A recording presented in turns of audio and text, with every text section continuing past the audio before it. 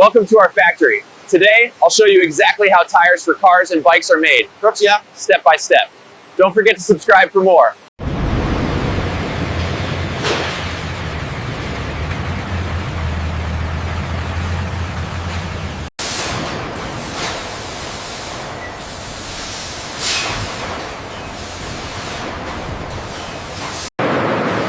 This precise blend of natural and synthetic rubbers, combined with specific additives, carbon black, and oils,